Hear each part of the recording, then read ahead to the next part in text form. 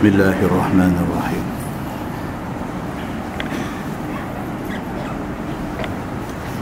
Assalamualaikum warahmatullahi wabarakatuh. Alhamdulillah wa bihi nasta'in. Asyhadu an la ilaha illallah wahdahu la syarika lah. Wa asyhadu anna Muhammadan abduhu wa rasuluh.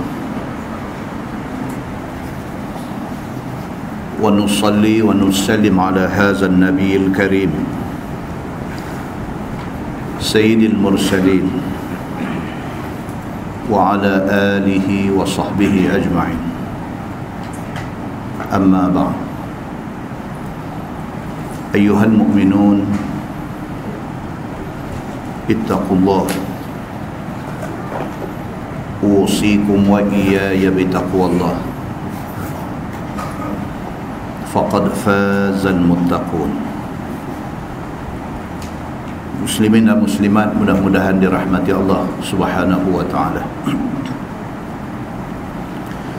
Di dalam sebuah hadis, an Abdullah bin Umar radhiyallahu anhuma qala: أقبل علينا رسول الله صلى الله عليه وسلم فقال: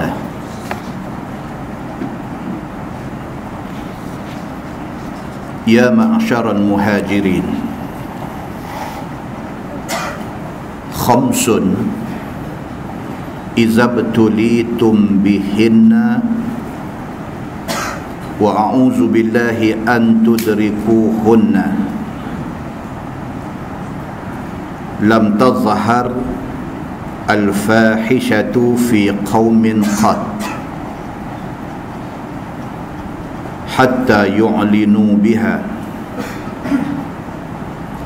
illa fasha fihim at-ta'un wal awja' allati lam takun madat fi aslafihim alladhina madaw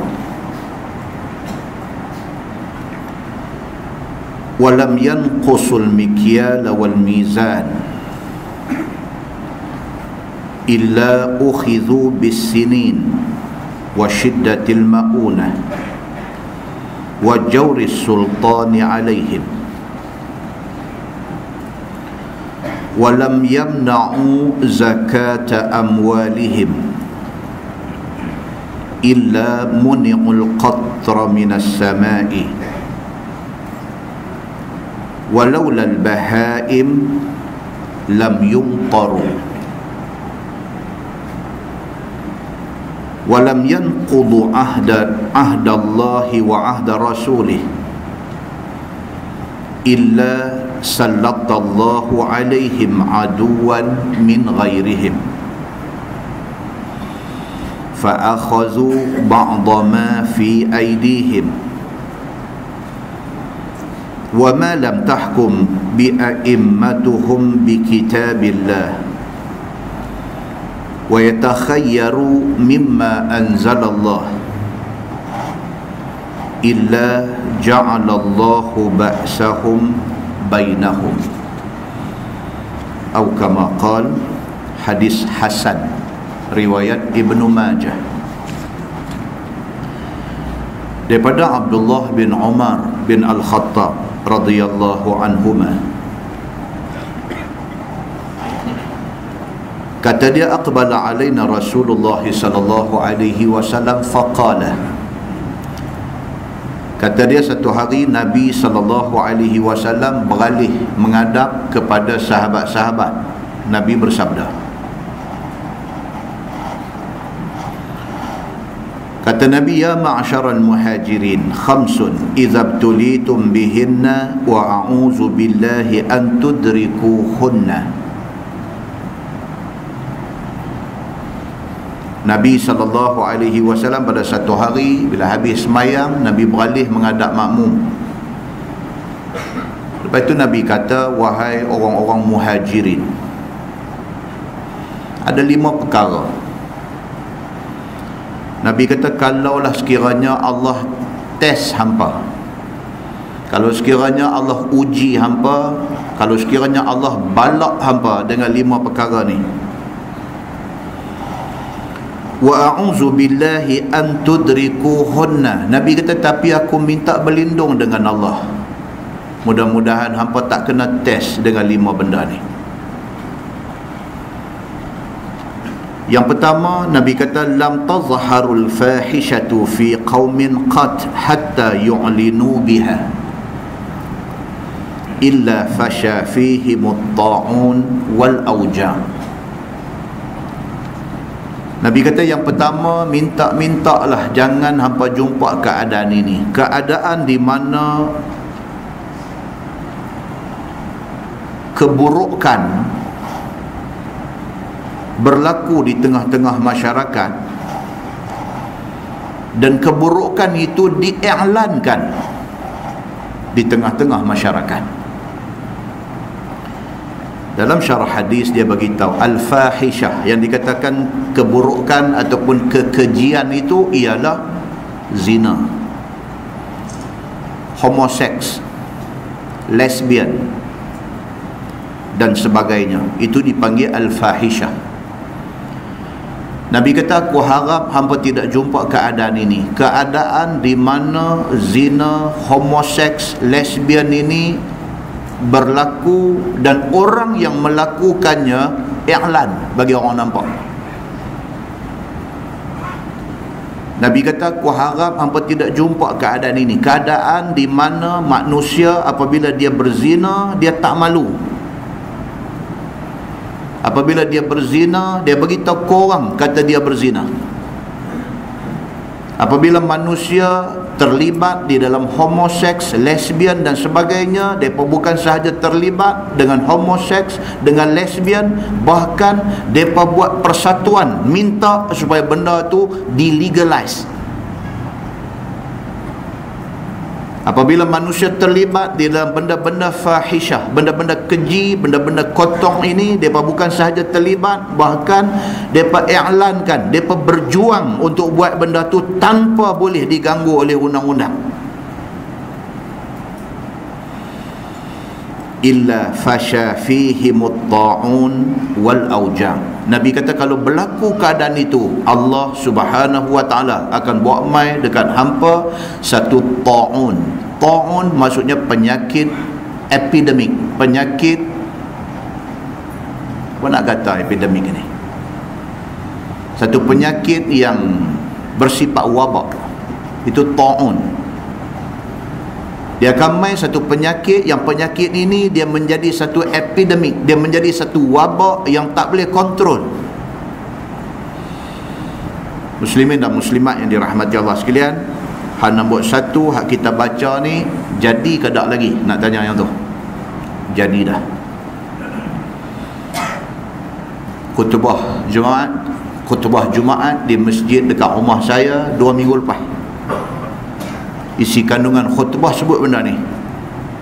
Saya tak tahu teks itu Jakim punya ke ataupun khatib tu buat ke, tak tahu. Tapi dalam isi khutbah itu khatib bagi statistik tentang anak-anak luar nikah yang dilahirkan di bumi Betuah Malaysia ini.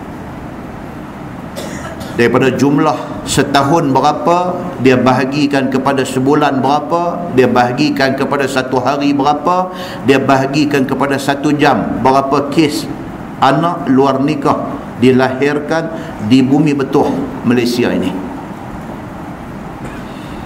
Kalau satu masa dulu kita ingat benda ini berlaku di Amerika, benda ini berlaku di negara-negara yang katanya maju, tapi hari ini berlaku di bumi Betuah, di Malaysia ini.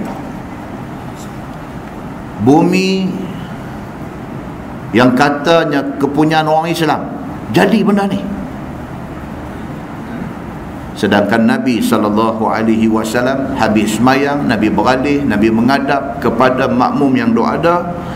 Nabi kata, ya ma'asyaral muhajirin, wahai orang-orang muhajirin, khamsun. Nabi kata 5 perkara. Dengar elok-elok 5 perkara ini. Iza betulitum bihinna, apabila Allah uji hampa dengan 5 benda ni, apabila Allah balakkan kepada hampa dengan 5 benda ni, Nabi pause cakap Nabi ni dengan Nabi berdoa. Nabi kata, wa a'udzu billahi an tudrikuhunna, aku minta berlindung dengan Allah Subhanahu wa ta'ala supaya hampa tak jumpa 5 benda ni. Nabi kata, maknanya 5 benda hak Nabi nak sebut ni benda besar.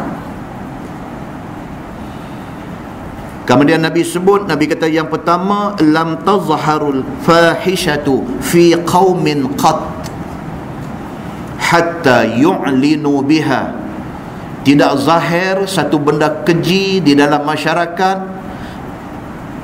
bahkan masyarakat itu mengiklankannya, melakukannya secara obvious, seterang-terang dibuat benda yang dipanggilkan fahsya, benda yang dipanggilkan fahisyah, benda keji, zina dilakukan secara terang-terang. Illa fasha fihimut ta'un wal auja', Tuhan pasti akan menurunkan satu penyakit wabak kepada hamba, dan disusuli dengan auja', dengan kebuluran. Allati lam takun madat fi aslafihim allazina madaw. Nabi kata yang wabak itu, yang keadaan yang menyakitkan itu tidak pernah kena kepada mana-mana umat sebelum mereka. Tuan-tuan, nak kata zaman tu bidang perubatan tak cukup maju, maka mereka tak tahu, ataupun penyakit tu memang tak ada zaman tu, wallahu a'lam, hanya Tuhan yang tahu. Zaman kita hari ini dia mai segala macam penyakit. Tadi sahabat saya, pejabat agama Penang, telefon duk sembang. Dia kata rumah kita ni masa kita kecil-kecil dulu, tahun 60-an dulu, tikuih ni bukan tak ada.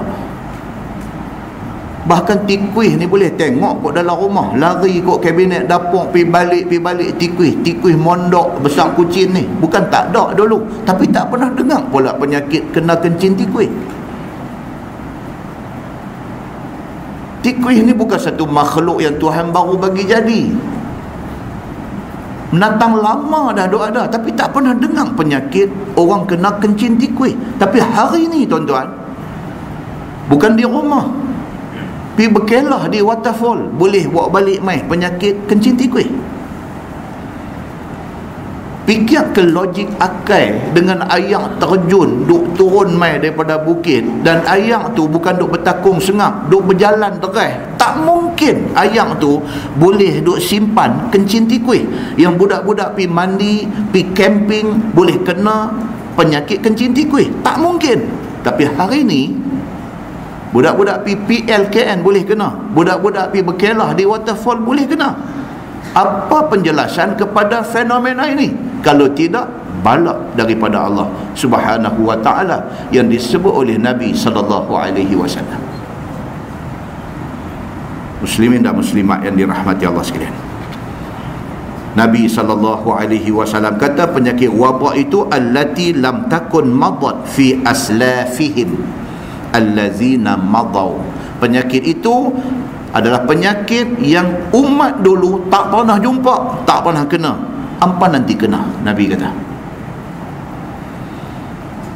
Muslimin dan muslimat yang dirahmati Allah sekalian, dia melarat pergi sampai ke bumi Al-Haramain, bumi tanah suci Mekah Madinah, sudah kena MERS-CoV, sudah masuk Ebola, yang semua penyakit ni adalah wabak dan malapetaka. Sabda Nabi sallallahu alaihi wasallam, walam yanqusul mikyal wal mizan illa ukhidhu bisinin wa shiddatil maunah wa jawri sultan alaihim. Nabi kata yang kedua, jaga-jaga jangan sampai hampa jumpa dengan benda ni.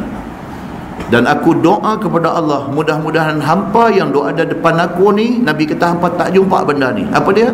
Yang kedua, walam yanqusul mikyal wal mizan, jangan sampai ada golongan menyaga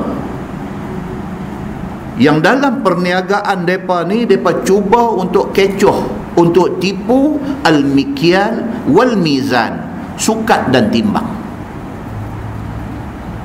Jangan sampai wujud di zaman hampa orang yang menyaga nak tipu, nak kecoh, nak untung tak banyak mana.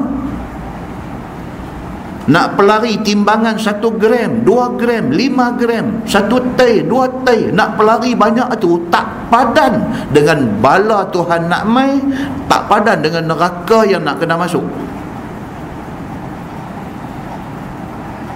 Nabi kata hati-hati dengan masalah ini.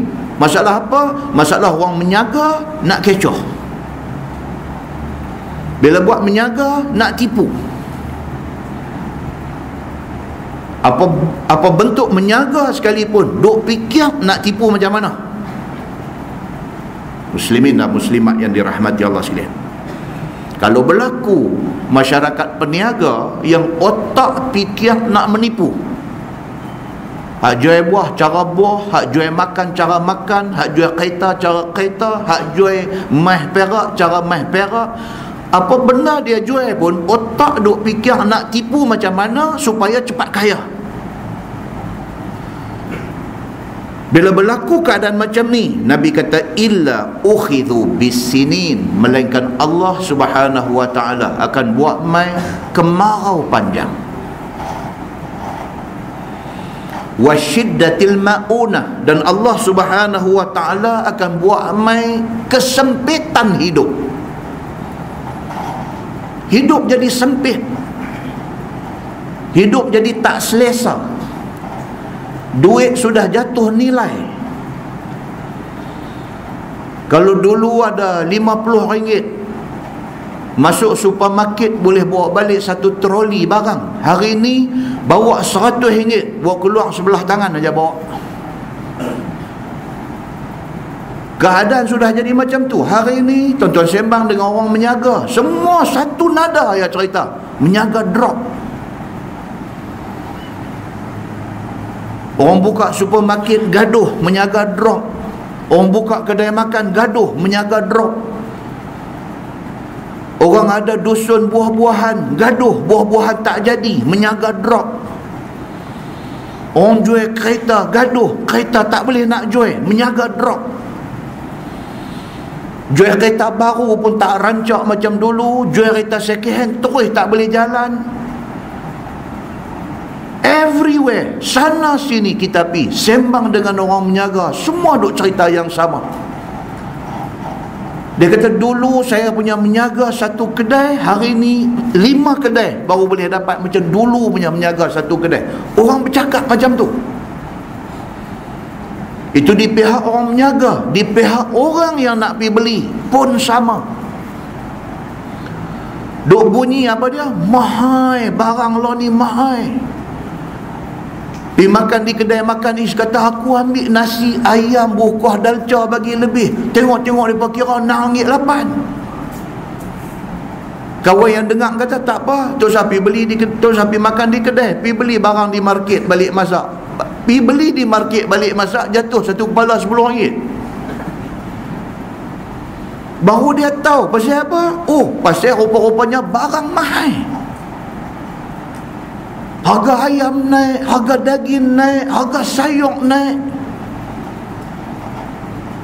Muslimin dan muslimat yang dirahmati Allah sekalian, Nabi SAW kata, apabila timbul perkara yang kedua tadi, orang menyaga mula nak menipu, Allah Subhanahu wa taala akan buat mai balak dalam bentuk wasyiddatil maunah, hidup jadi susah.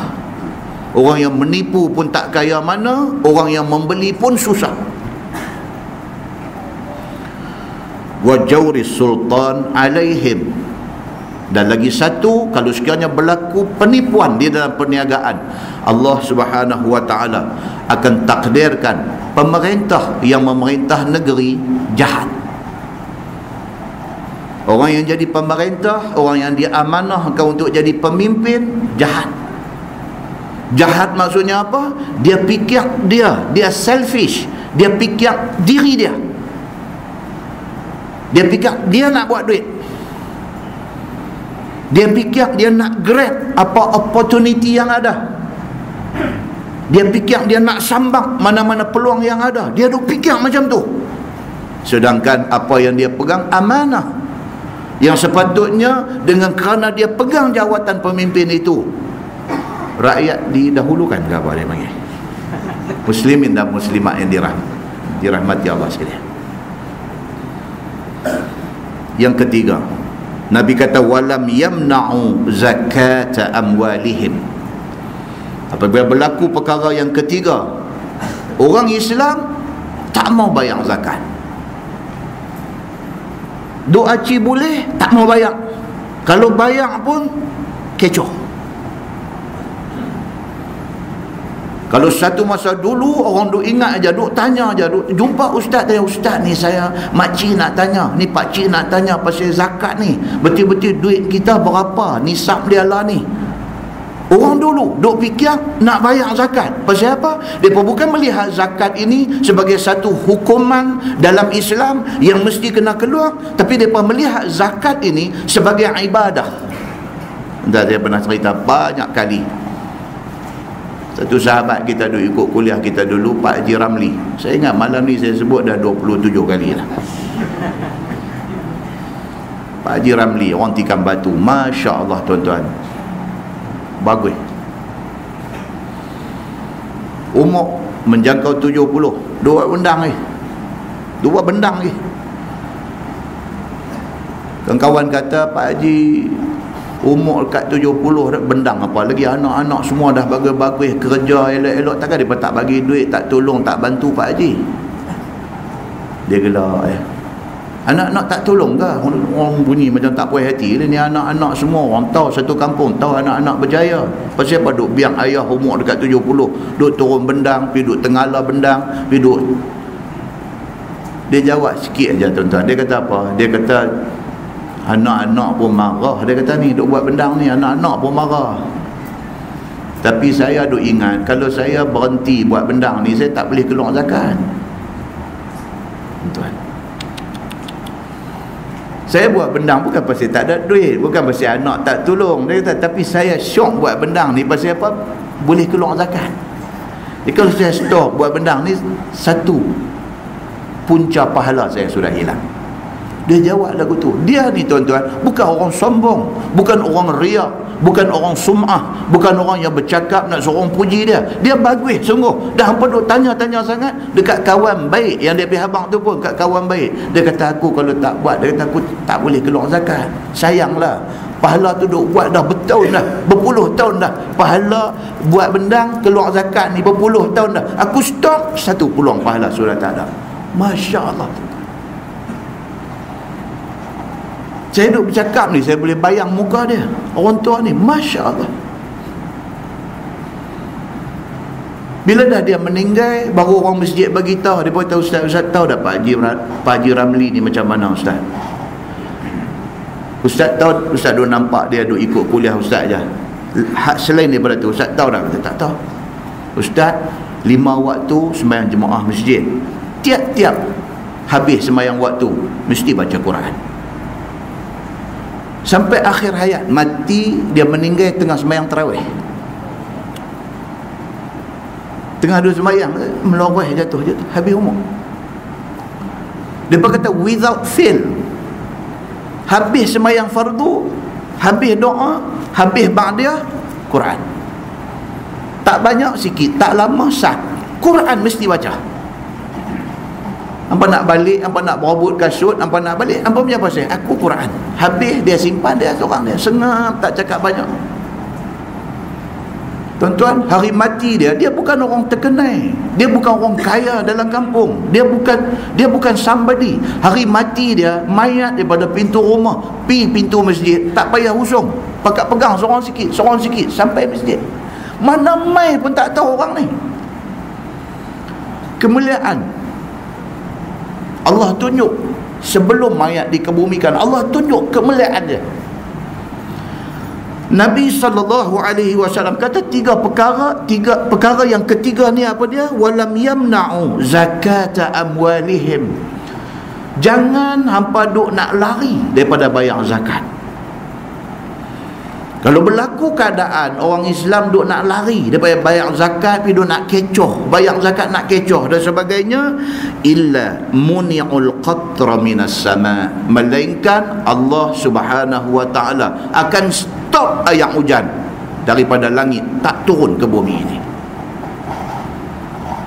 Kalau hampa duk buat macam ni, hampa duk tunjuk perangai tak mau nak bayar zakat ni, kalau hampa buat benda macam ni, Allah Subhanahu wa taala, Nabi kata dia akan stop qatran, titik pun air daripada langit tak akan turun.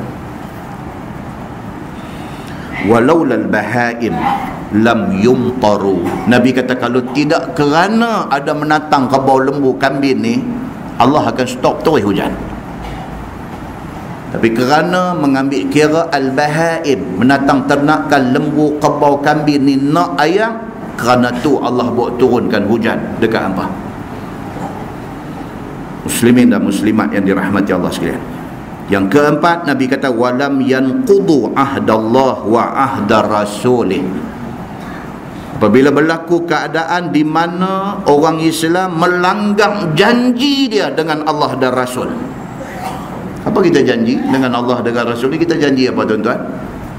Inna salati wa nusuki wa mahyaya wa mamati lillahi rabbil alamin. Tiap hari semayang 5 waktu, 5 kali kita ulang janji dengan Tuhan.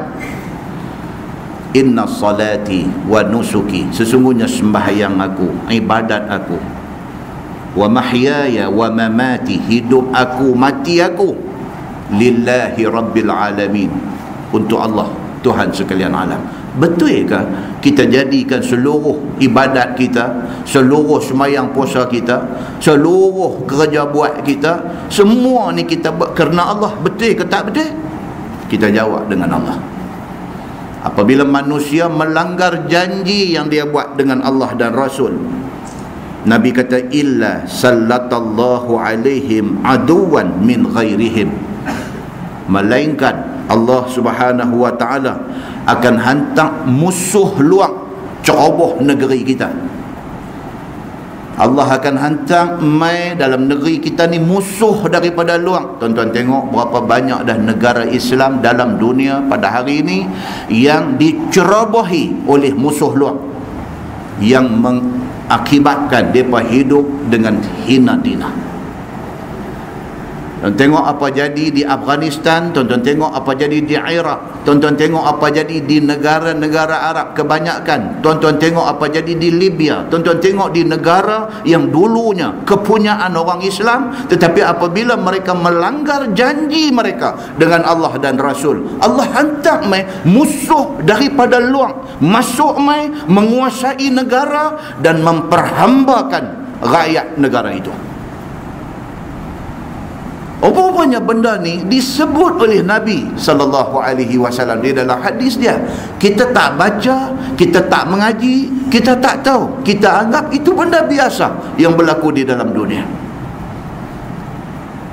Muslimin dan muslimat yang dirahmati Allah sekalian. Yang kelima, Nabi kata wa ma lam tahkum a'immatuhum bi kitabillah wa yatakhayyaru mimma anzalallah. Apabila pemerintah yang memerintah sesebuah negara orang Islam, tiba-tiba mereka tidak mau melaksanakan hukum Allah di dalam negara itu. Allah bagi kepada orang Islam perintah negeri, Allah bagi orang Islam perintah negara. Tiba-tiba pemerintah Islam yang memerintah negara, yang negara itu mengisytiharkan Islam sebagai agama dia, tiba-tiba tak mau nak implement hukum Allah, tak mau, dengan 1001 alasan bagi. Hati dia Tuhan tahu, hati dia Tuhan tahu, dia mau ke tak mau buat benda tu, Tuhan tahu. Mulut boleh bercakap, kita bukan tak mau buat, kita nak buat, tapi hati dia nak buat ke tak mau buat, Tuhan tahu.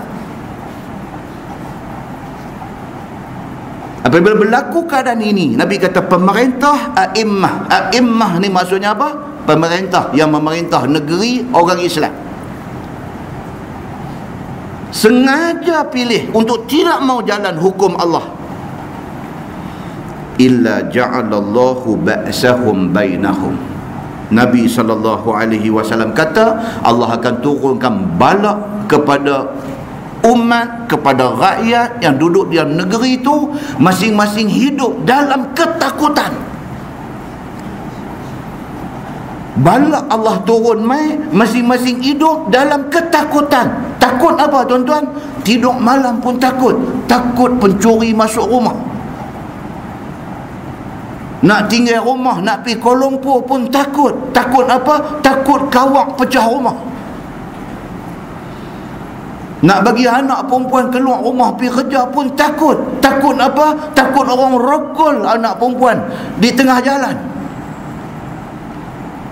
Allah turunkan bala dalam bentuk apa? Takut.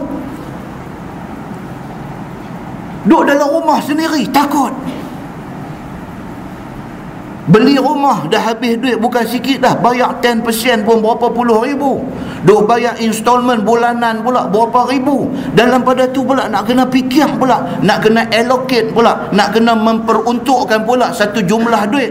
Nak pasang grill. Pasal apa nak pasang grill? Pasal takut.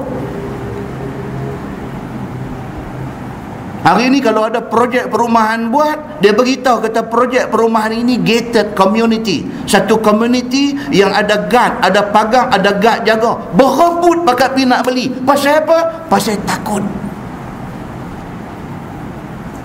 Di antara yang beli tu kita tanya, dulu duduk di mana? Abang saya dulu duduk sekian-sekian tempat.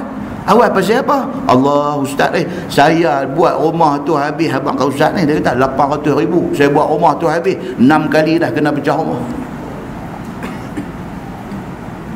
Dua ada dalam rumah pun biasa, tinggal rumah tak ada pun biasa. Kira-kira 6 kali dah kena pecah rumah. Cerita dia tak mau ini semua, mencari kawasan gated, kawasan yang ada pagang, ada guard jaga supaya lebih selamat. Pasal apa? Pasal takut. Nabi SAW kata apa?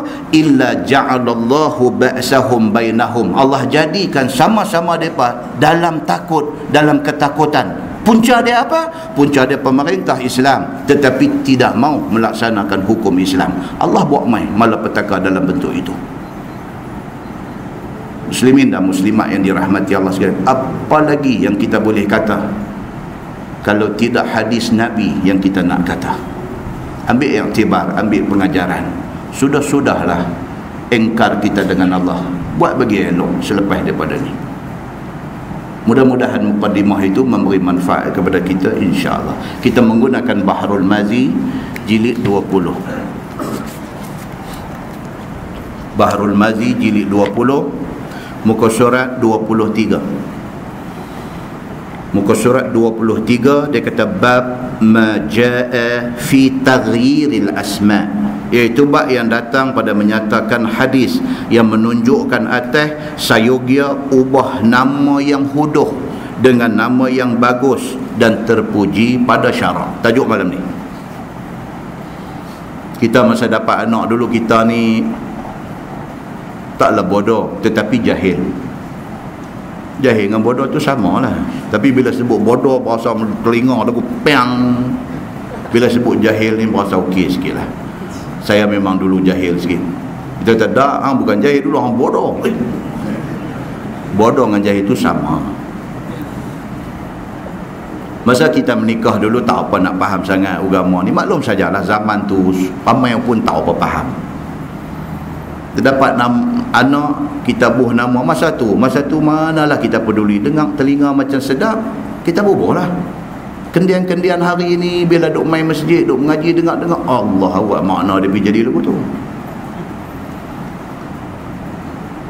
Buh nama anak Asiyah, bunyi sedap lah. Asiyah, kata isteri Nabi nama Aisyah, aku buh nama anak Asiyah. Maksud dia apa? Orang perempuan yang kuat buat maksiat. Asi maksudnya orang lelaki-lelaki yang kuat buat maksiat. Asiyah orang perempuan yang kuat buat maksiat. Kalau Asiyah dengan alif tak apalah. Kalau buh dengan ain, Asiyah, pergi jadi lagu tu. Dengar-dengar dia jadi tompuan. Allah, nama anak aku tu Dia kutuk. Kalau orang Penang tu punggah dia dah, punggah. Kena punggah nama tu lah, buah nama lain. Ini tajuk malam ni, dia kata fi taghyiril asma, pada punggah nama ada tu ganti dengan nama lain. Ketahuilah saudaraku, apabila ada satu orang daripada kita, orang Islam ini telah ditaruh nama huduh, pak kita buah nama, tengok-tengok makna jadi tak cantik, maka sayogia dibuang nama yang huduh itu, ditaruh nama bagus. Dia kata sayogia ni maksud dia apa tuan-tuan? Ini bahasa orang dulu sayogia kan. Sayogia ni kalau terjemah cara moden sikit ni maksud dia apa? Sewajarnya. Itu maksud sayogia, sewajarnya. Jadi kalau nama tu nama huduh, tentu kendian hari tahu, sewajarnya ditukar nama itu. Begitu. Sebagaimana perbuatan Nabi SAW. Nabi pernah buat macam tu. Nabi pernah buat. Telah ia ubah nama sahabatnya yang bernama huduh, nama tak elok, kepada nama yang elok. Nabi ni, dia pernah, satu sahabat mai depan dia, dia tanya nama apa, abang nama tak sedap. Nabi kata ubah. Nabi suruh ubah nama lain. Maka bermula kenyataan Nabi SAW memperbuat yang demikian itu tersebut di dalam hadis yang dikeluarkan oleh At-Tirmizi. Dia kata jadi benda ni ada direkodkan di dalam hadis perbuatan Nabi ini. Dengan kata dia, Ani bin Umar radhiyallahu anhuma anna Nabiy sallallahu alaihi wasallam ghayyara isma Asiyah juga dia bawa di sini. Dia kata ghayyara isma Asiyah wa qala anti jamilah. Nabi kata, diriwayatkan daripada satu sahabat Nabi sallallahu alaihi wasallam, nama dia Abdullah bin Umar bin Al-Khattab radhiyallahu anhuma, anak Sidina Umar, riwayat hadis ni. Kata dia, Nabi SAW telah ubah ia akan satu orang perempuan yang bernama Asiyah.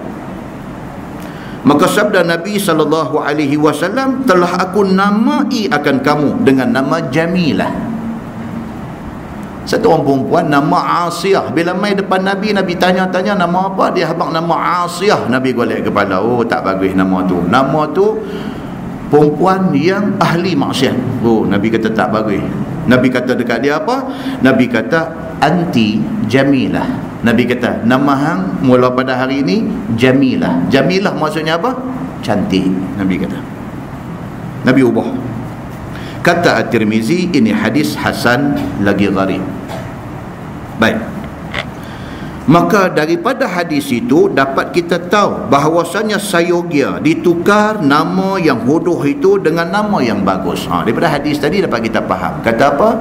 Sewajarnya buat macam tu. Kalau anak kita dah terbubuh nama yang kemudiannya dapat tahu kata tak bagus, sewajarnya tukar. Dia kata. Pasal apa dia kata sewajarnya? Maksudnya perintah tukar itu tidak wajib. Tidak wajib. Kan keturunan Nabi Muhammad sallallahu alaihi wasallam sendiri ada salah seorang daripada ancestor Nabi, daripada nenek moyang Nabi, nama Kilab. Tidak betul? Ada nama Kilab. Semalam kita baca di Taman Krian semalam, Muhammad bin Abdullah bin Abdul Muttalib, dia naik, ada jumpa seorang nama Kilab. Kilab ni maksud apa tuan-tuan? Anjing. Kalbun. Kap lamba, kalbun ni anjing. Kilab maksudnya anjing-anjing. Tak cantik tu kan? Tapi mereka zaman jahiliah, tapi apa pun tak cantik lah nama tu. Biasalah dalam masyarakat terbubuh nama yang kemudiannya nama tak cantik kan? Bukan setakat tak cantik dari segi makna, kadang-kadang apa benda buah nama ni, Muaz bin Jabal. Jabal makna apa? Bukit. Bukit ni takkan bukit bubuh nama orang. Tuan-tuan dapat anak suruh bubuh nama Jabal bin Ahmad, bukit. Punya banyak pilihan nama dia, pergi bubuh bukit tu pasal apa? Padan dengan bukit, tajam pakai bukit, sudah lah kan? Tapi tak kira lah, masa kita bubuh tu kita tak apa nak peduli tentang benda ni, maka lahirlah nama-nama yang macam tu. Maka dia kata apa? Sewajarnya. Bila kita dah tahu kata tak elok, ditukar kepada yang lebih elok. Begitu. Dan telah datang satu hadis di dalam Bukhari. Ini hadis Bukhari. So kita baca ni hadis At-Tirmizi, dia ambil daripada Bukhari. Syekh Idris Al-Marbawi kata ada satu hadis di dalam Bukhari menunjukkannya demikian itu, iaitu kata dia an Sa'id bin Al-Musayyab. Hadis ini daripada Sa'id bin Al-Musayyab. Dia ni siapa? Dia ni tabi'in. Dia bukan sahabat Nabi, dia tabi'in. Dia tak dan jumpa Nabi, dia cuma dan jumpa sahabat Nabi. Siapa Sa'id bin Al-Musayyab ni siapa? Dia menantu Abu Hurairah. Kan dia ada cerita Abu Hurairah ni anak segak, anak comel, orang pakat duk masuk main nak meminang apa, sampailah kepada anak orang kenamaan masuk main nak meminang. Abu Hurairah tak mau bagi. Dia pergi bagi dekat Sa'id bin Al-Musayyab. Sedangkan Sa'id bin Al-Musayyab ni miskin susah pada masa tu, tapi Abu Hurairah bagi ke dia. Dia ni hadis ni dia kata daripada Sa'id bin Al-Musayyab. Dia kata anna jaddahu Haznan qadima 'ala an-nabi sallallahu alaihi wasallam faqala an-nabi sallallahu alaihi wasallam masmuk, qala ismi Haznan, qala an-nabi sallallahu alaihi wasallam bal anta sahlun, qala ma ana bimughayyirin isman sammanihi, qala Ibn al-Musayyab fama zalati fima al-huzunah ba'du. Itu hadisnya, hadis riwayat Al-Bukhari. Dia kata diriwayatkan daripada Sa'id bin Al-Musayyab. Dia ni pun ada satu cerita. Sa'id bin Al-Musayyab ni cerita, bukan hadis, satu cerita. Kononnya dia sendiri tak bagi orang panggil nama bapa dia Al-Musayyab. Dia ni Sa'id bin Al-Musayyab. Sampai hari ni kalau tuan-tuan buka kitab hadis, kalau hadis tu ada baris, dia akan buah baris Al-Musayyab. Tapi katanya di kalangan sebahagian ulama hadis, walaupun dikekalkan baris nama bapa dia Al-Musayyab, depa suruh bubuh Al-Musayyib. Pasal apa? Pasal Al-Musayyab itu maknanya orang yang diasingkan. Jadi makna tak cantik. Jadi Sa'id bin Al-Musayyab ni dia minta kepada orang ramai, terutamanya anak murid dia. Dia kata jangan panggil bapa aku dengan nama Al-Musayyab, tetapi panggillah Sa'id bin Al-Musayyib, dia kata. Pasal apa? Kalau hampa bantah, hampa nak panggil juga bapa aku Al-Musayyab, aku takut esok hampa diasingkan oleh Allah. Dia kata begitu. Makna kata dia nak suruh orang jangan panggil Al-Musayyab, pasal makna tu dia tak mahu. Ada satu cerita tentang dia ni. Baik, tapi hadis yang kita duk baca ni, hadis Bukhari ni bukan nak cerita yang tu, cerita pasal tok wan dia. Kata dia apa? Diriwayatkan daripada Sa'id bin Al-Musayyib, katanya bahawasanya nenek dia satu orang daripada sahabat Nabi sallallahu alaihi wasallam. Nama nenek dia Hazan radhiyallahu an. Tok wan dia ni nama Hazan, Ha Zainun, Hazan. Tuan-tuan ingat balik tahun yang Nabi kehilangan Khadijah. Lepas itu Nabi kehilangan pak penakan dia. Jadi Nabi tahun tu sangat sedih kerana masalah menimpa dia, musibah menimpa dia berturut-turut. Dinamakan tahun Nabi ditimpa musibah berturut-turut ni dengan Amul Huzni. Amul Huzni. Huzni, Hazan itu makna dia duka cita, sedih. Tuan kepada Sa'id bin Al-Musayyib ini, tuan dia ni nama Hazan, nama sedih, duka cita, nama payah. Hazan ni boleh terjemah macam-macam, sedih, duka cita, payah, susah, semua ni dia panggil Hazan. Maka telah datang dia kepada Nabi SAW di Madinah. Tuan kepada Sa'id Musayyib ni mai jumpa Nabi di Madinah. Bila sampai dia di depan Nabi SAW, maka Nabi pun tanya nama dia. Sabda Nabi, Masmuk, apa nama kamu? Nabi dia biasa macam tu. Kalau orang yang dia baru jumpa, baru kenal, Nabi nak tahu nama. Masmuk. Dan macam kita hari ni kalau jumpa kita tanya dalam bahasa yang lagi manis kan. Masmuk ni official, nampak very official. Manisnya kata ismukal karim ya akhi. Ni kita punya apa, Syekh Ahmad Bajnid ni, masjid apa, Kelawai apa, dia suka cakap Arab. Syekh Ahmad Bajnid ni dia suka cakap Arab. Kalau dia jumpa ustaz-ustaz ni, kalau dia baru jumpa tak kenal, dia nanti main, dia nanti pegang bau kita, ismukal karim ya Syekh. Dia kata sedap, Arab dia sedap dia. Ismukal karim ya Syekh. Dia kata nama tuan yang mulia apa, lembut kan. Rupanya itu sunnah Nabi SAW. Nabi bila jumpa orang yang dia baru jumpa, dia nanti tanya nama. Bila jumpa Tok Wan kepada Sa'id Al-Musayyib ini, dia tanya nama, Masmuk, apa nama kamu? Jawab Tok Wan Sa'id bin Musayyib ni, dia kata namaku Hazan bin Abi Wahab, aku berbangsa Quraisy. Dia kata, dia jawab dekat Nabi, nama saya Hazan bin Abi Wahab, saya juga orang Quraisy macam tuan, macam Nabi SAW. Lagi aku ini berketurunan Makhzum daripada kalangan Muhajirin. Dia kata saya daripada kalangan sahabat-sahabat yang berhijrah daripada Mekah ke Madinah juga. Dia kata, maka makna hazan itu ialah payah ataupun kasar perangai. Itu makna hazan ni, tak ada yang elok. Duka cita, sedih, payah, susah, perangai kasar, ni semua hazan. Dia kata, bila didengarnya akan kata yang demikian itu, lalu dijawab oleh Nabi SAW. Sabda Nabi, tidak sayogia nama kamu demikian itu, bahkan engkau bernama Sahlun. Nabi kata, Nabi kata tak sedap nama Hazan ni. Apa nama sedih, duka cita, perangai huduh, perangai kasar ni tak mau. Nabi kata tukang, nama Sahal. Sin ha lam, ha bulat. Sahlun, Sahal. Kan ada sahabat Nabi ada nama Sahal, Sahal bin Sa'ad, Sahal. Nabi kata tak mau. Hazan tak mau, tukar kepada Sahal.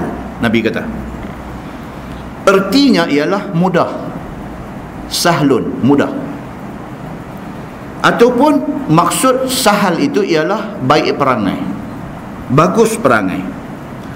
Maka kata nenekku, kata Sa'id bin Musayyib, dia kata Tok Wan dia kata balik dekat Nabi, dia kata tiada aku ubah nama yang telah diberikan kepada aku.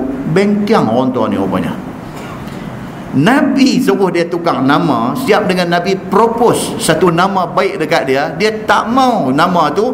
Dia kata dekat Nabi SAW, dia kata ma ana bi mughayyir isman sammanihi. Dia kata dah nama ni pak aku bagus punya, susah payah cari, nak tukar dak. Dia kata aku tidak akan tukar nama yang telah diberikan oleh bapa aku dulu. Kan senang tuan-tuan nak cari kaki macam ni. Nabi kata lagu tu, dia boleh lawan balik. Dia kata aku tak mau tukar, aku nak pakai nama ni juga. Dia berapa lama dah orang duk kenal aku nama Hazan, tahu-tahu esok nak tukar jadi Sahal. Ni semua cerita nak jadi payah. Nak kena pi JPN, Jabatan Pendaftaran, mau nak kena pi, ni semua cerita lemah leceh. Dia kata aku nak pakai nama ni juga. Dia kata aku tu. Adakah Jabatan Pendaftaran masa tu? Kan? Maka kata Ibnul Musayyib, dengan sebab telah diturut oleh datuknya akan sabda, dengan sebab tidak diturut oleh datuknya akan sabda Nabi SAW itu, maka jadilah sentiasa payah dan susah perangai dan kehidupan datuk aku. Nah, ambil pada muka hang. Dan kerana Nabi ubah nama dia daripada nama Hazan kepada Sahal, daripada nama yang tak elok kepada nama yang elok, dia tak mau ikut cakap Nabi. Kata Sa'id bin Al-Musayyib, cucu dia kata apa? Dengan kerana dia bantah apa yang Nabi suruh, seingat-ingat aku seumur hidup Tok Wan aku susah. Dia kata. Muslimin dan muslimat yang dirahmati Allah sekalian, kata Qastallani di dalam Irsyadus Sari, dan pada hadis itu menunjukkan bahawasanya mengubah nama yang keji kepada nama yang tidak keji, dia kata atas jalan tegah, bahkan atas jalan ikhtiar. Dia kata ubah tu bukan maksudnya wajib, tetapi itu satu option, satu ikhtiar, satu pilihan. Pasal apa? Pasal Nabi apabila hazan ni, bila Tok Wan Sa'id bin Musayyib tak mau tukang, Nabi tak buat apa kat dia. Nabi tak ikut suka lah. Maknanya itu tidak wajib, itu pilihan hang. Nabi mencadangkan yang baik. Kalau hang ikut, bagus. Kalau tak mau ikut, hang punya pasal. Macam kita hari ni lah, kita nak main masjid, kita ajak kawan-kawan kita. Kita malam ni jomlah Ustaz Samsuri Masjid Jelutong. Dia kata dia mana ada dah kuliah Masjid Jelutong, kata dia mana ada berapa lama dah dia tak main. Padahal dia tak main. Mana ada, dia kata aku ingat last dia main 2 bulan 1 ke apa, dia kata. Hanya cantik bulan 1, bulan 4 aku main. Kan? Tapi kawan tak mau main. Bila tak mau main, dia pusing kau tu lah. Dia kata tak ada dah, mana ada dah, dia tak main dah yang Masjid Jelutong ni. Tak mau main. Kita boleh propose, kita boleh cadangkan dekat dia suruh main. Kalau dia tak mau main, kita bukan boleh buat apa kat dia. Tak apalah, tak mau main tak apalah, aku nak pergi, kata. Lagu tu lah, sama macam tukar nama ni. Bukan boleh pergi duk paksa orang, bukan boleh pergi duk ambil pisau boleh tegur dia, pergi Jabatan Pendaftaran hari ni juga. Tak ada, kalau orang tahu apa nak jadi. Tak ada, ikut suka dia. Dia tak mau tukar, dia punya pasal. Muslimin dan muslimat yang dirahmati Allah sekalian, dia kata apa? Bahkan itu adalah jalan ikhtiar, jalan diberi option. Nak tukar tak apa, tak mau tukar pun tak apa. Kalau tukar bagus, kalau tak tukar tak apa bagus. Macam tu aja. Maka harus menamakan laki-laki yang keji dengan nama yang elok. Harus, bukan wajib, harus. Boleh kalau nak tukar. Dan nama yang fasik dengan nama yang soleh. Boleh, dia kata. Kerana Nabi SAW tidak melazimkan. Apa maksud tidak melazimkan? Tidak mewajibkan. Nabi tidak mewajibkan kepada hazan itu untuk ubah nama dia. Nabi tak wajibkan dia tukar. Nabi mencadangkan kepada dia suruh tukar. Tak kala ia enggan daripada mengubahnya, tidak ada tindakan pada dia. Maka jikalau adalah ia lazim, tentulah tiada ikrarkan atas katanya, tiada aku ubah dengan nama yang ditaruhkan oleh bapa aku. Kalau benda tu Nabi paksa wajib, sudah tentulah hazan tidak akan kata macam tu dekat Nabi. Dia kata bab, dia kata majaa fi asma'in Nabi sallallahu alaihi wasallam. Ini pula dia nak mai satu tajuk, dia kata tentang nama-nama Nabi sallallahu alaihi wasallam. Nabi Muhammad ni pun nama banyak. Itu bab yang datang pada menyatakan hadis yang menunjukkan atas ada beberapa nama bagi Nabi kita, Nabi Muhammad sallallahu alaihi wasallam. Ketahuilah saudaraku, adalah bagi Nabi kita, Nabi Muhammad sallallahu alaihi wasallam itu ada beberapa banyak nama, dia kata. Iaitu lebih daripada 400 nama. Tu dia ambil 400 nama ada kat Nabi ni. Panggil nama apa pun menyut semua. Kan? 400 nama. Dan telah dinakal oleh Ibnul Arabi, ada bagi Nabi itu 1000 nama. Pula ada 400 pun cukup dah, banyak dah tu. Dia kata 1000 dah ada nama Nabi. Betul tak? Betul tak tahu. Kan? Kadang-kadang kita ni kadang nak ajak orang buat baik, nak encourage orang suruh buat baik, jangan sampai bohong orang. Nampak tak? Duk lahir hadis-hadis maudhu' ni, hadis-hadis palsu dan sebagainya ni, tujuan baik setengahnya. Tujuan baik. Tujuan apa? Tujuan dia nak motivate orang, dia nak encourage orang, dia nak suruh orang tu buat benda baik. Dia pergi pembohong orang. Tak baguslah macam tu. Bulan puasa itu saya pergi semayang satu masjid, semayang tarawih, ada satu tazkirah ustaz tu duk habang dalam tazkirah dia. Dia kata Imam Malik, Imam mazhab Maliki, Imam Malik dia kata sembahyang malam 1000 rakaat. Tu belalak je mata kita dengar 1000 rakaat. Saya balik, anak duk tanya teh kita. Anak tanya, ayah betul ke Imam Malik sembahyang 1000 rakaat? Saya tanya balik, pasal apa? Mereka buat calculation lah. Budak-budak lah ni, mereka otak, mereka matematik. Dia kata, ayah, kalaulah kita semayang sunat 2 rakaat, berapa minit? Katalah kita semayang sunat 2 rakaat, katalah 4 minit. Katalah kalau 1000 rakaat kali dengan 4 minit, berapa minit? 4000 minit. 4000 minit bahagi dengan 60 minit sejam, jadi apa cuba kira tu? 66 jam. Satu.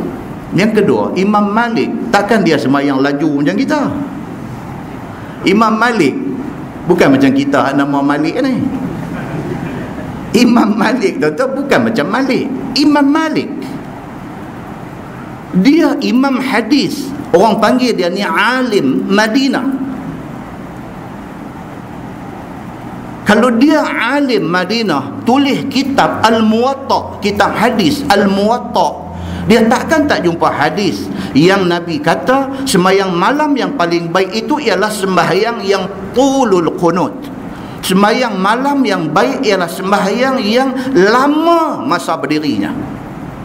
Maksudnya apa? Sembahyang malam yang paling baik adalah sembahyang yang bacaan surahnya panjang. Bukan bilangan rakaat banyak itu baik, tetapi lamanya berdiri di dalam sembahyang itu yang baik untuk sembahyang malam. Maknanya kalau cara kita ni, cara-cara kita lebay kampung ni, 2 rakaat kita buat 4 minit. Imam Malik tak akan buat 2 rakaat 4 minit. Dia mesti lagi panjang daripada tu. Habis tu dia nak pakai berapa minit untuk 1000 rakaat. Kalau kira berdasarkan 4 minit, 2 rakaat 4 minit, sudah jadi 66 jam. Sehari pun ada 24 jam saja. 3 hari 3 malam dia duduk sembahyang tak berhenti. Apa punya cerita hang bawa mai atas masjid ni? Jadi kepada ustaz-ustaz ni, berhati-hati. Kalau nak pemohong orang pun jangan teruk sangat. Sampai tak masuk akal punya cerita. Tazkirah Ramadan. Dia nak suruh orang sembahyang malam, tapi dia pemohong orang dengan satu benda yang tak masuk akal. Abang pula dia kata, tuan-tuan tahu, dia kata Sayyidatina Aisyah, dia kata ni dalam tazkirah ni, bulan Ramadan dia khatam Quran 60 kali. Dia kata Masya Allah. Saya kata 2 kali dah aku gulung sejadah punggai pergi tak lagi saja. Pasal apa tuan-tuan? Bila duk buat cerita macam tu, audiens yang dengar ni, dia satu dia kena tipu, yang kedua dia hilang respect dekat ustaz ni. Dia kata puak-puak ustaz ni lagu ni duk main pemohong orang, dia kata. Tuan-tuan, kalau sebulan Aisyah khatam Quran 60 kali, bermakna sehari 2 kali khatam. Sehari 2 kali khatam, Aisyah tak buat apa dah. Tu pun tak ada Nabi. Nu yang Nabi kata kam min qari'in, berapa ramai orang yang baca Quran, wal Quranu yal'anu, sedangkan Quran duk laknat dia. Pasal apa? Orang baca Quran tapi Quran laknat dia. Pasal apa? Pasal dia baca Quran, dia tidak meraih hak-hak makhraj huruf yang dia duk baca. Panjang pendek dia tak jaga. Pasal apa? Pasal dia duk ligan nak khatam Quran. Takkan Aisyah nak buat kerja macam tu. Jangan kita cemari nama Ummul Mukminin Aisyah radhiyallahu anha, manusia mulia yang sangat dikasihi oleh Nabi sallallahu alaihi wasallam, dengan buat cerita yang ditempelkan kepada Aisyah satu cerita dusta yang macam tu. Nampak tak benda yang kita nak beritahu ni? Jangan macam tu, tak baik. Salah kita di depan Allah Subhanahu wa taala. Muslimin dan muslimat yang dirahmati Allah sekalian. Baik, kata dia Nabi ada 400 nama dan ada kata Nabi ada 1000 nama. Wallahu alam, yang ni betul tak betul. Baik, maka banyak nama itu menunjukkan atas sangat-sangat mulianya orang yang mempunyai nama itu. Bila orang bagi nama banyak ni, dia kata makna itu orang bagus. Kadang-kadang nama orang bagi berdasarkan perangai dia. Perangai dia macam mana, dia pemurah, bagi nama yang sesuai dengan pemurah. Dia ni akhlak dia terpuji, sopan santun, orang panggil dia dengan nama yang sesuai dengan kesopanan dia dan sebagainya. Maka banyak nama menunjukkan mulia dia. Begitu. Macam Nabi orang panggil Muhammad Al-Amin masa dia kecil. Al-Amin, satu nama lagi bagi dekat Nabi. Maksud dia apa? Amanah. Daripada halus, daripada kecil, amanah. Saya pernah jumpa dengan adik Tok Guru Nik Aziz, nama dia Nik Razin, bukan Nik Radhi. Ada seorang lagi Nik Razin. Masa saya duduk kerja sekolah dulu, duduk pergi kursus di Kuala Lumpur, di Curriculum Center Kuala Lumpur. Saya represent Penang, dia represent Selangor. Masa tu dia duduk mengajar di sekolah teknik Ceras ke apa ke. Ustaz Nik Razin ni sembang selingan ni, sembang dia. Saya kena duduk satu group discussion dengan dia. Sajalah kita pun dah duduk tepi adik kepada orang baik-baik. Adik dia pun baik juga, tapi abang dia lagi baik. Saya pun tanya dia, saya tahu Ustaz, saya kata Tok Guru Nik Aziz ni dia macam mana? Oh, dia kata dia lain. Dia dah, dia lain, dia tak suka kita. Maksudnya? Oh, dia kira dia kata, penat lah kalau nak ajuk Kelantan terus ni, penat lah. Tahu lah kita ditakat 2-3 patah boleh lah. Duk ajuk lama sangat lagi tak baca kitab lah. Kan? Dia kata apa? Dia kata dia tak suka kami semua. Atau sikit masuk balik, tak suka dia. Kami ni kalau cik, dia panggil cik, mak ni panggil cik. Kalau cik suruh pergi kedai, dia kata pergi beli apa-apa barang. Kita ni biasalah pergi kedai tu menyenggah tahun tu, kawan tengok sikit singgah sembang. Oh, dia dah, dia kata dia kalau mak suruh pergi beli apa, beli yang tu balik. Oh, dia jenis tu. Daripada dia kecil-kecil, dia Tok Guru Nik Aziz ni, dia daripada dia very straightforward. Dia orang jujur, jangan bagus. Adik dia cerita, kita pun dengar sikit jadilah cerita kan, bukan nak duk tanya dia sampai. Kita nak dengar sikit daripada adik dia. Maknanya dia ni memang bagus lah, beranak mai dah bagus dah, kan? Bukan senang nak ada orang yang macam-macam ni. Muslimin dan muslimat yang dirahmati Allah, ini ke pula Nabi Muhammad sallallahu alaihi wasallam. Oh, tak tahulah tuan-tuan. Jadi orang bagi nama ni berdasarkan orang tengok dia bagus, buh nama jadi banyak nama Nabi Muhammad sallallahu alaihi wasallam. Ada yang masyhur dan ada pula yang tidak masyhur. Dia kata ada yang semua orang tahu, well known. Dia sebut ni Muhammad Al-Amin, semua orang tahu, well known. Ada yang tidak popular. Dia kata setengah daripada nama yang masyhur itu ada tersebut di dalam hadis Nabi sallallahu alaihi wasallam. Hadis riwayat At-Tirmizi. Kata dia an Mut'im. Mut'im itu nama sahabat tu, Mut'im. Jangan baca an Mat'am, dia jadi kantin. Mat'am kantin kan, jadi tempat makan. Mut'im, dia kata an Mut'im qala Rasulullah sallallahu alaihi wasallam inna li asma'an ana Muhammad wa ana Ahmad. Itu Nabi kata. Diriwayatkan daripada satu sahabat Nabi sallallahu alaihi wasallam, nama dia Mut'im bin Adi bin Naufal radhiyallahu anhu. Kata dia sabda Nabi sallallahu alaihi wasallam bahwasanya ada bagiku, Nabi kata bagi aku ada beberapa nama. Akulah Muhammad dan akulah Ahmad. Kan dalam Quran pun ada waktu Tuhan sebut Muhammadun Rasulullah wallazina ma'ahu wa semua. Ada ayat yang Tuhan sebut ismuhu Ahmad.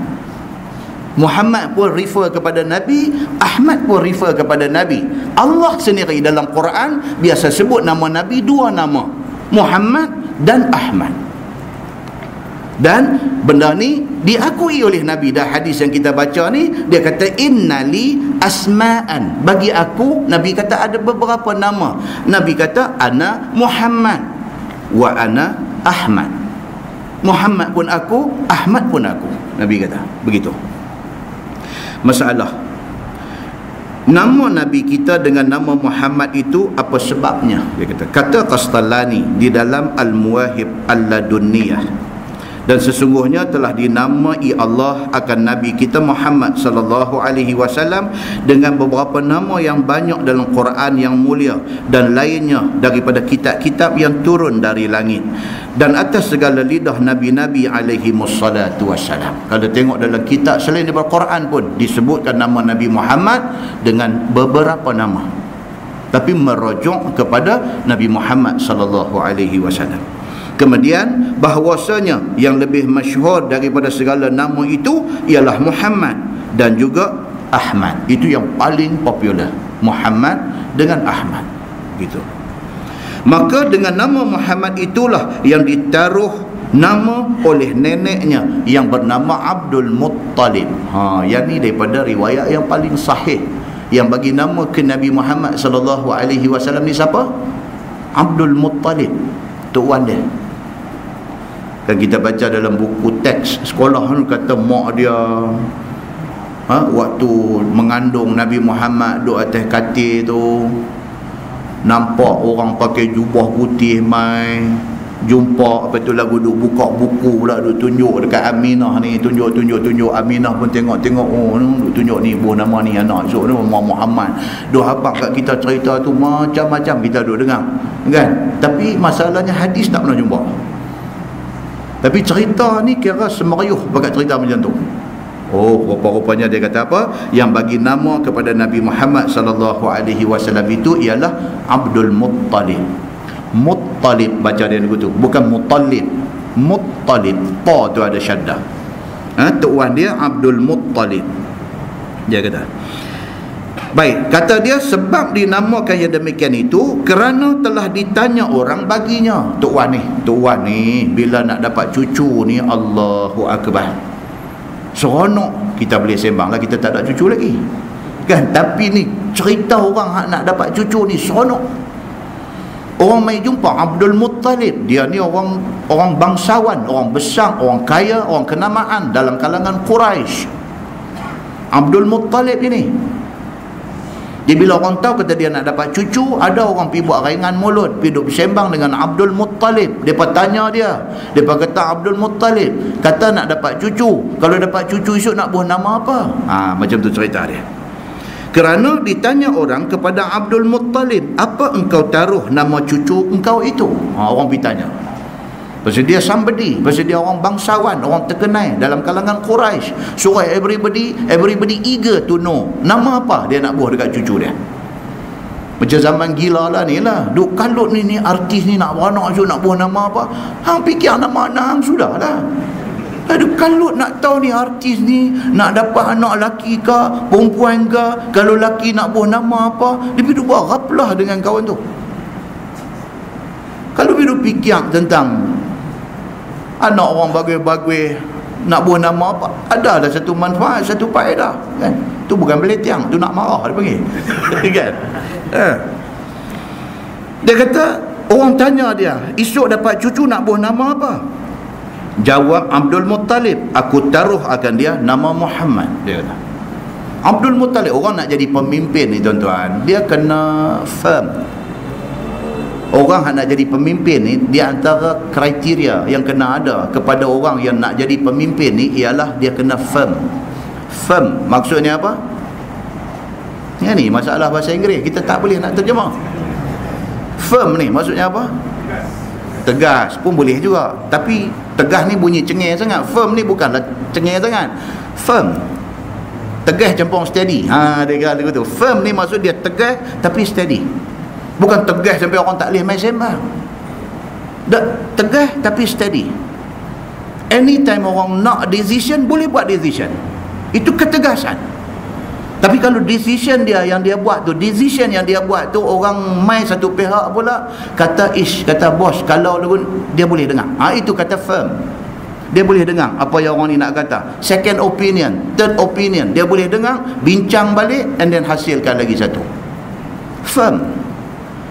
Abdul Muttalib, dia sebagai pimpinan Quraisy, orang besar dalam masyarakat Quraisy, dia firm. Orang tanya dia, ni esok kau dapat cucu nak bagi nama apa? Muhammad. Steady dia. Maka dikata orang, bagaimana pula engkau taruh nama dengan satu nama yang tidak pernah ditaruh akan dia oleh seseorang? Rupanya nama Muhammad ni tak ada satu pun pernah dipakai oleh orang Arab pada masa tu. Lah ni Muhammad semua lah ni kan. Muhammad cuma sambung satu lagi, itu macam-macam. Muhammad Arif, Muhammad. Dulu nama Muhammad ni tak ada lagi. Nabi adalah orang pertama pakai nama Muhammad. Dia. Bila Abdul Muttalib kata, aku nak bagi nama cucu aku esok nama Muhammad, orang yang dengar, nama sedap tapi tak pernah rompuh nama ni. Dia lagu tu kan. Baik. Dan tiada ada di kalangan kaum engkau yang menggunakan nama itu. Padahalnya adat orang-orang Arab menamakan anak-anak mereka dengan nama seorang daripada tok nenek mereka. Itu culture di kalangan Arab. Orang Arab biasa tuan-tuan, kalau nama Saleh misalnya, okey, nama Saleh bin Anas, kan, Saleh bin Anas. Saleh tu nama dia, Anas pak dia. Esok dapat cucu, ulang balik nama Tok Wan tu, ulang balik. Saleh bin Anas bin Saleh balik, dia duduk pusing kat tu. Bukan mereka tak kreatif, tetapi itu culture dalam masyarakat mereka. Apatah lagi kalau Tok Wan tu orang yang ada nama, orang hebat, dihormati dalam masyarakat. Esok ni generasi yang kemudian duk repeat nama dia, Itu kebiasaan mereka. Tiba-tiba bila Abdul Muttalib kata, cucu aku esok aku nak buah nama Muhammad, ini pelik. Pasal nama ni tidak pernah ada siapa pakai lagi sebelum tu. Dan pelik bagi mereka pasal Abdul Muttalib tidak guna nama ancestor dia yang di atas, yang mempunyai nama dan kedudukan besar, untuk buh kepada cucu dia ni. Bila ditanya orang kepada Abdul Muttalib yang demikian itu, lalu dijawabnya, sebab pun aku namakan akan dia dengan nama Muhammad kerana aku harapkan bahawasanya dipuji akan dia oleh ahli bumi semuanya. Pasal Muhammad ni maksud dia apa? Terpuji. Maksud dia, aku letak nama cucu aku yang nak mai esok ni nama Muhammad. Pasal apa? Pasal aku harap cucu aku ni akan menjadi seorang yang terpuji di kalangan penduduk bumi. Dia cakap macam tu. Sebab pun aku namakan kerana aku nak dia ni satu hari esok jadi orang yang terpuji di bumi ini. Dan yang demikian itulah sampai dilihat akan dia oleh kita. Sungguh jadi kepada Nabi Muhammad sallallahu alaihi wasallam sangat terpuji dia ni. Masalah dia kata nama Nabi kita Al-Mahi, itu apa maknanya? Ada lagi satu. Nama ni tidak popular, tapi ada di antara nama Nabi itu apa dia? Al-Mahi, dia kata. Kata Az-Zarqani di dalam Syarah Al-Muwahhid, makna Al-Mahi itu ialah penghapus dan pemadam. Al-Mahi itu maksudnya penghapus ataupun pemadam. Sebab pun Nabi bernama yang demikian itu kerana bahawasanya dibangkitkan Nabi SAW, padahal dunia ni penuh dengan kelam kufur. Dia kata kan Nabi bangkit di tengah masyarakat Arab jahiliyah. Jahiliyah ni maksud apa? Minum arak, segala benda yang kita sebut dalam mukadimah tadi, benda fahsya, benda keji, diamalkan dalam masyarakat yang Nabi dilahirkan. Minum arak ni, kalau orang kaya di luar rumah tu tong arak ni keliling rumah. Lagi kaya, lagi banyak tong arak ada keliling rumah. Itu simbol kepada hidup orang kaya. Dia jadi macam mana? Bini aku, bini hang bini aku. Itu dulu punya masyarakat jahiliah dulu-dulu. Oleh kerana dia orang kaya, oleh kerana dia orang ada kuasa, ada pengaruh, dia tunjuk bini siapa, kena bagi dia. Nabi dibangkitkan dalam keadaan masyarakat yang macam tu, dia kata. Maka didatangkan Allah akan Nabi Muhammad sallallahu alaihi wasallam dengan nur yang menerangi dunia ini. Bila mai Nabi Muhammad sallallahu alaihi wasallam, seolah-olah dunia gelap ni cahaya mai.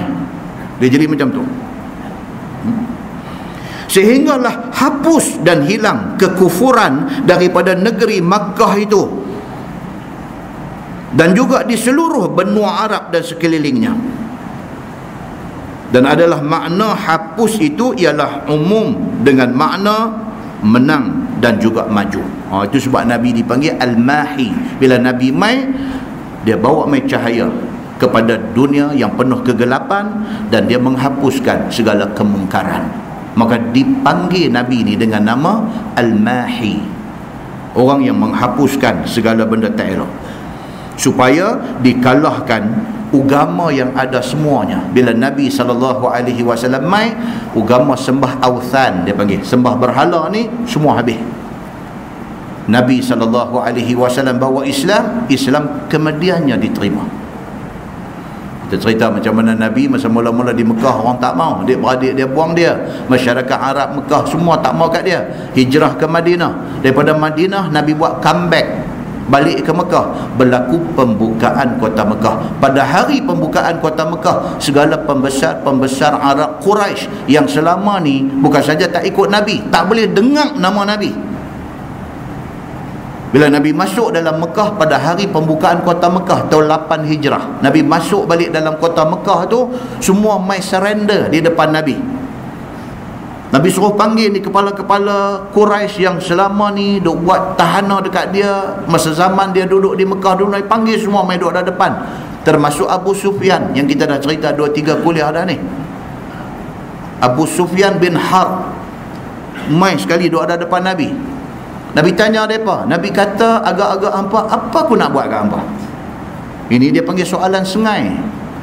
Soalan sengai, dengar sengai. Dia nak buat apa ni? Dia nak pancung kita ke? Dia nak bunuh kita ke? Dia nak buat apa kat kita? Mereka jawab balik dekat Nabi. Mereka kata, ya Muhammad, engkau orang baik-baik, anak kepada orang yang baik-baik. Kami pasti engkau tidak akan buat melainkan benda yang baik-baik. Tahu pula mereka nak jack Nabi. Nabi kata apa? Nabi kata, hampa dibebaskan, pilah. Tak ada satu tindakan dekat mereka. Wahai, apa yang mereka tak buat dekat Nabi. Semalam kita baca hadis cerita tentang awal Islam. Nabi duduk semayang di tepi Al-Bait, di tepi Kaabah. Abu Jahal dengan geng dia duduk tengok. Abu Jahal terus bagi satu offer kepada orang ada. Abu Jahal kata, siapa anak jantan pergi ambil perut unta tu, unta yang baru sembelih kemarin ni, perut unta busuk tu ambil, pergi lungguk di atas katifai, di atas dua belikat Nabi. Pergi, siapa anak jantan pergi buat. Bangkit ashqal qaum, kata hadis Muslim. Bangkit satu orang yang paling jahat daripada geng ada ni, hak paling samsing ni, dia bangkit, dia kata aku buat. Dia pergi pegang perut unta busuk, pergi lungguk atas belakang Nabi. Lepas tu mereka pakat gelak sama-sama mereka. Hadis cerita in detail. Pakat gelak sama-sama mereka pada muka. Aku nak tengok sangat Muhammad kena macam ni. Pakat duk gelak. Nabi melamarkan sujud dia tak bangkit. Atas belakang orang buruh ni dia tak bangkit, dia duk sujud. Satu sahabat tengok benda ni, sahabat ni berkata-kata dalam hati, dia kata, kalaulah aku ada kedarat, aku ada kemampuan, pasti aku akan pergi buang benda yang mereka lungguk atas tengkok Nabi ni. Tapi apakan daya, aku tak ada kekuatan. Aku boleh sedih dalam hati tengok orang buat ke Nabi macam tu. Satu orang pergi habaq dekat Fatimah, anak Nabi yang ketika itu masih Juwairiyah, hadis kata, masih budak perempuan kecil lagi. Orang pergi habaq kat dia, orang buat dekat Pak Hang Pak Hang duk semayang, depa lungguk perut unta atas belakang. Fatimah tak nak cakap banyak, kecil lagi, dia keluar pergi, dia pergi ambil, dia buang daripada belakang pak dia beralih dekat Abu Jahal, dia maki Abu Jahal dengan geng-geng Abu Jahal ni. Bila dah Fatimah ambil buang, Nabi bangkit teruskan sembahyang dia. Nabi angkat tangan doa, Allahumma alaika bi Quraisy, Allahumma alaika bi Quraisy, Allahumma alaika bi Quraisy. Ya Allah, binasakan Quraisy, bangsa Nabi sendiri. Nabi minta Allah binasakan. Pasal apa? Pasal kesabaran Nabi sudah sampai limit. 3 kali Nabi sebut macam tu, pucat muka Abu Jahal. Nabi sambung doa dia. Nabi kata, Allahumma alaika bi Abi Jahlin. Dia sebut nama. Ya Allah, binasakan Abu Jahal. Binasakan, dia sebut 7 nama. Kata rawi hadis tu apa dia? Bila berlaku perang Badar, ke-7 nama yang Nabi sebut itu mati di dalam perang Badar, dan mayat mereka diseret seperti bangkai, dibuang ke dalam qalib, ke dalam lubang yang digali untuk kambuh mayat-mayat kepala musyrikin Makkah ini. Muslimin dan muslimat yang dirahmati Allah, macam tu punya mereka buat dekat Nabi. Hak mana duk ada ni semua ada jasa, ada saham buat naya Nabi. Bila Nabi masuk dalam Mekah, Nabi tanya mereka, agak-agak apa aku nak buat dekat hangpa? Mereka kata, Muhammad, hang orang baik, anak orang baik-baik, tentu hang ambil tindakan yang baik. Nabi kata, hangpa bebas. Dengan kerana tu berduyun-duyun masuk Islam.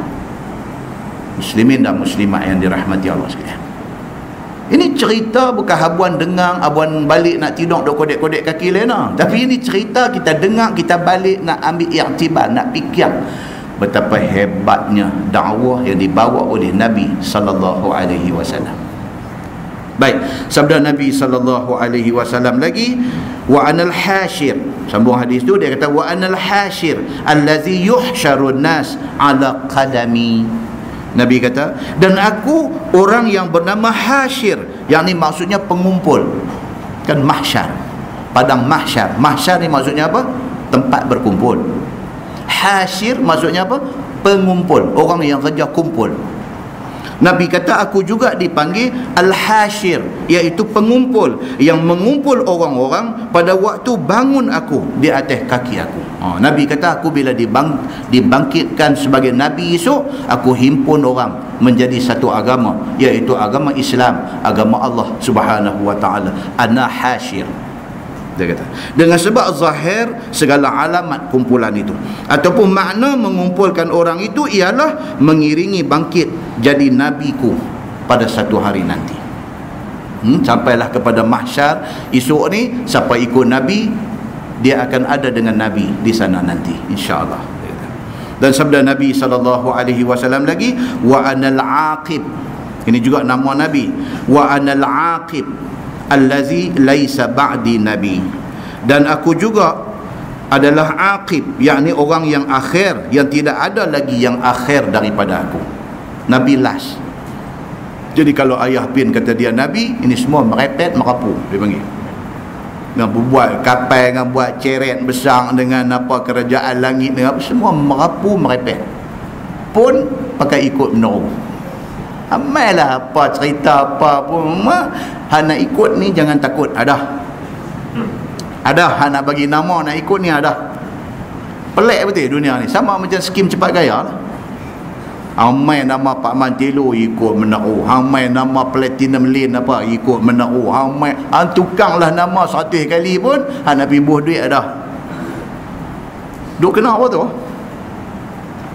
Dia kata dulu kena, tapi tak banyak. Yang ni sebelum dia gulung kita, dia tahu kata benda tu nanti nak melingkup, tapi dia kata kita as-sabiqun al-awwalun, kita orang yang awal-awal ni insya-Allah. Dia kata, dan dia pergi baca aku tu pula, dia pergi dan dia dapat duit. Bila dapat duit dia boh lagi, bila dapat duit dia kena juga, walaupun dia as-sabiqun al-awwalun. Tuan-tuan, ada tuan-tuan yang pergi cakap macam ni, apalah punya orang kan. Ini yang kata manusia ni. Dan kata At-Tirmizi, bermula ini hadis hasan lagi sahih, dan pada bab ini ada riwayat daripada Huzaifah bin Al-Yaman radhiyallahu anhu. Wallahu a'lam. Lepas ni insya-Allah tajuk yang akan datang ialah fi karahiyatil jam'i baina ismin Nabi sallallahu alaihi wasallam wa kunyatihi. Lepas ni dia akan main satu tajuk, boleh tak boleh kita buh nama, kita cantum dua-dua sekali. So, kita ni memang pakar dalam cantum-mencantum ni. Nama kita dengan nama bini kita, kita masuk dalam blender, kita blend, dia keluar main satu nama. Bab cantum-mencantum ni memang kerja kita, kan? Memang kerja kita. Jadi boleh tak boleh piduk cantum nama Nabi Muhammad SAW dengan kunyah. Kunyah ni maksud dia apa? Gelaran. Nabi Muhammad di antara gelaran Nabi apa dia? Abul Qasim.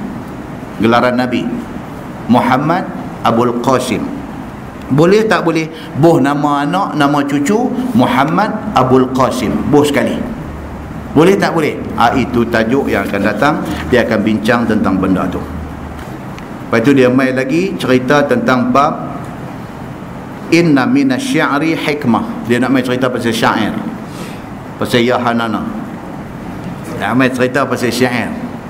Syair ya hanana apa-apa semua ni, itu jenis syair. Syair gurindam, pantun, saja apa semua ni dia panggil syair. Baik, apa cerita dengan benda ni? Dia mai pula ma jaa fi insyadi syair. Boleh tak boleh mai nak menasyidkan syair ini dalam masjid? Dia mai pula, boleh tak boleh? Lepas tu sat lagi boleh masuk lagi. Boleh tak boleh sambil dia bersyair tu sambil dengan apa? Ding kan? Boleh tak boleh? Dari segi hadisnya kita nak tengok macam mana. Suspend juga ni tajuk ni. Kan? Suspend juga. Tapi kita nak kena tahu betulnya macam mana? Betulnya boleh ke tak boleh ke? Kalau tak baca, kita duduk dengar ada orang kata boleh, ada orang kata tak boleh. Kita baca, kita tahu betul-betul boleh ke tak boleh. Syair itu sendiri boleh ke tak boleh? Syair ni maksudnya apa? Sekalilah dengan sajak, dengan gurindam, dengan pantun, dengan lagu. Masuk dalam masjid, cari suih, sambung mic. Testing, 1 2 3, drung bunyi sekali. Drung bunyi sekali, buat satu lagu dalam masjid. Boleh tak boleh? Hari ni jadi tak jadi? Jadi, tapi boleh ke tak boleh? Saya tak kata lagi pasal tak baca lagi. Saya tak kata lagi. Boleh pun tak kata, tak boleh pun tak kata. Kita baca baru kita tahu. Pasal apa? Pasal kita nak tahu benda ni dari sudut ilmu, dari sudut hadis Nabi macam mana. Tak mau orang kata ni, orang kata dulu ni, tak mau. Kata-kata ni aku tak mau. Aku nak tahu Nabi kata apa. Boleh ke tak boleh? Kalau ditakdirkan kata boleh, cantik. Kuliah kita bulan depan, bawa mai satu penjuru ni. Nah. Kalau kata tak boleh, ini masalah nanti mai. Kita nak macam mana ni, aku duk turun pirah ni, aku duk ni macam mana. Tapi saya tak kata lagi sampai lah ni. Boleh pun tak kata, tak boleh pun tak kata. InsyaAllah panjang umur kita baca, kita nanti tahu boleh ke tak boleh. Okay. Dari segi Nabi sendiri, Nabi pernahkah pergi duduk solo dalam masjid? Pernah tak? Tak tahulah, tak baca lagi. Baik, zaman Nabi adakah? Adakah tak ada orang main nak bersyair apa semua atas masjid, Nabi bagi green light? Adakah tak ada? Ni tajuk yang akan datang ni, dia nak main lah ni, tajuk ni dia nak main. Sabang sah. Kita insyaAllah kita akan tengok, kita akan jumpa bukan hadis dia sahaja, tetapi syarah hadis itu. Apa kata dia? Minta bagi sihat, bagi panjang umur, bagi dan baca. Kalau nak dia apa pun dan baca dulu. Kita tangguh dengan tasbih kafarah dan suratul Asr. Subhanakallah. Asyhadu an la ilaha illa anta. Bismillahirrahmanirrahim. Wal 'asr innal insana illa allazina amanu wa 'amilus solihati wa tawassaw bil haqqi. اللهم صل على محمد في الأولين والآخرين وسلم ورضي الله تبارك وتعالى عن ساداتنا أصحاب سيدنا رسول الله أجمعين. بسم الله الرحمن الرحيم. الحمد لله رب العالمين حمدا يوافي نعمه ويكافئ مزيدا. يا ربنا لك الحمد كما ينبغي لجلال وجهك الكريم وعظيم سلطانك. رضينا بالله ربا وبالإسلام دينا وبمحمد نبيا ورسولا. اللهم افتح علينا فتوح العارفين وارزقنا فهم النبيين بجاه خاتم المرسلين. اللهم فقهنا في الدين وعلمنا التأويل واهدنا صراطك المستقيم. اللهم أرنا الحق حقا وارزقنا اتباعه وأرنا الباطل باطلا وارزقنا اجتنابه. اللهم اجعل جمعنا جمعا مرحوما وتفرقنا من بعده تفرقا معصوما. وصلى الله على محمد وعلى آله وصحبه وسلم والحمد لله رب العالمين. السلام عليكم.